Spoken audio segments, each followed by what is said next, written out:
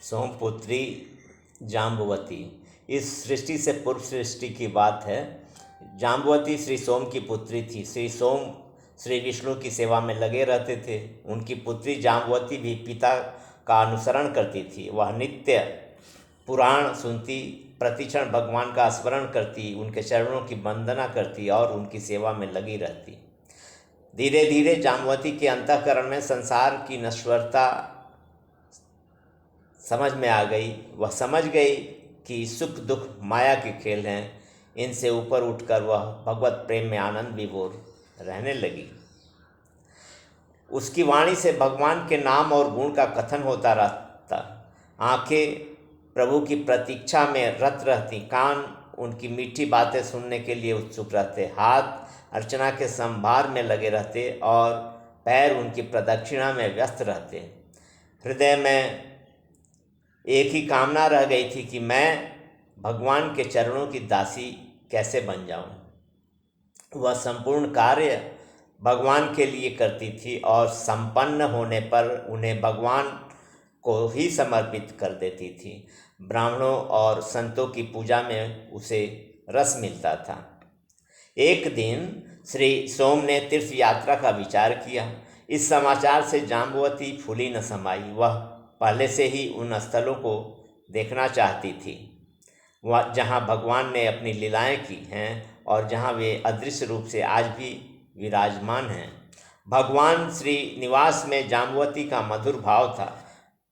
शेषाचल पर अब प्रियतम के दर्शन हो जाएं, इस आशा से उसका रोम रोम खिल उठा। पिता का भी भगवान में पूरा लगाव था। दोनों की उत्सुकता अनिवर्चनीय थी। यात्रा प्रारंभ हो गई। पिता पुत्री के पग बिना बढ़ रहे थे। धीरे धीरे कपिल नामक तीर्थ आ गया। सद्गुरु जैगिष्व्य की आज्ञा से पिता ने मुंडन कराया, स्नान किया और तीर्थ श्राद्ध किया। फिर विविध प्रकार के दान दिए। इसके बाद सद्गुरु ने वेंकटाद्रि का महत्व सुनाया। इससे उन यात्रियों के मन में श्रद्धा का अतिरेक हो गया। वे लोग बहुत प्रेम से इस पवित्र पर्वत पर चढ़ने लगे। सद्गुरु जैगिष्व्य नारद, प्रहलाद, पराशर, पुंडरीक आदि महाभागवतों की कथा सुनते रहे। नाम के रस का आस्वादन करते हुए लोग चल रहे थे। सच पूछा जाए तो वे चल नहीं रहे थे, अपितु आनंद वापी में डूब उतरा रहे थे और तरंगे स्वयं उन्हें आगे पहुंचाती जाती थीं। जाम्बवती तो मानो आनंद वारिधि में उतराती चली जा रही थी। चढ़ते चढ़ते एक मनोरम तीर्थ आया। जाम्बवती ने पूछा, गुरुदेव, यह कौन सा तीर्थ है? वह कौन भाग्यशाली है जिस पर भगवान ने यहाँ अनुग्रह किया? इस प्रश्न से जैगिष्व्य बहुत प्रसन्न हुए। उन्होंने कहा, बेटी, इस तीर्थ का नाम नारसिंह तीर्थ है। भक्तराज प्रहलाद प्रेमवश भगवान श्रीनिवास के दर्शनों के लिए यहाँ पधारे थे।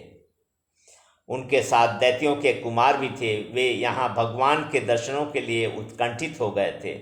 उन्होंने प्रहलाद से कहा था, मित्र, जब नृसिंह रूप भगवान श्रीनिवास कण कण में व्याप्त हैं, तब इस जल में क्यों नहीं दिखाई देते?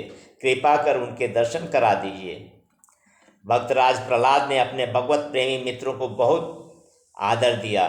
इसके पश्चात उन्होंने भगवान से प्रार्थना की कि वे सबको दर्शन दें। भगवान ने संतराज की प्रार्थना स्वीकार की। दैत्य कुमार दर्शन पाकर कृतकृत्य हो गए और भगवान, इस जल में स्नान करने से ज्ञान की प्राप्ति होगी, ऐसा वरदान देकर प्रहलाद तथा दैत्य कुमारों के साथ सदा के लिए इस तीर्थ में बस गए। उनका यह वास आज भी वैसे ही है और आगे भी वैसा ही रहेगा। मध्याह्न के बाद आज भी चारों ओर जय जय के शब्द सुनाई पड़ते हैं। इस इतिहास को सुनकर सबको रोमांच हो आया। सभी को भगवान श्रीनिवास ने दर्शन दिया। जाम्बवती के मधुर भाव के अनुरूप भगवान ने हजारों कामदेव के समान अपना कमनीय रूप दिखाया। देखते ही जाम्बवती का प्रत्येक अंग शिथिल हो गया, रोमांच हो आया और आंखों से प्रेम के अश्रु ढलने लगे। किसी प्रकार टूटे फूटे शब्दों में जाम्बवती ने कहा, नाथ श्री चरणों में रख लो। अब तक भगवान ने अपने सौंदर्य सुधा का ही पान कराया था, अब उन्होंने अपने वचन सुधा का पान कराते हुए कहा, जाम्बवती मैं तुम्हें वेंकटेश मंत्र बताता हूँ, तुम यहीं रहकर इसका जप करो। जाम्बवती को लगा कि उसके कानों में अमृत उड़ेल दिया गया हो। वह आनंद से बेसुध होने लगी। उसे न अपना पता था न पराये का। जन्म की साथिन लाज कहाँ चली गई इसका भी उसे पता न था। आनंद के आवेश में वह नृत्य करने लगी। जाम्बवती के उस नृत्य से सारा ब्रह्मांड रस विभोर हो उठा। स्वर्ग से अप्सराएं उतर आईं और जाम्बवती के अगल बगल में नाचने लगीं। देवताओं ने दुदुम्भी बजाई और आकाश से पुष्प की वृष्टि की। श्री सोम महाभाग्यशाली थे। उनकी छत्रछाया में रहकर जाम्बवती ने भगवान को अपना पति बना लिया। विश्व के नाथ ने विधि के साथ जाम्बवती से विवाह किया। इस तरह जाम्बवती ने मनुष्य जाति का सिर ऊंचा किया।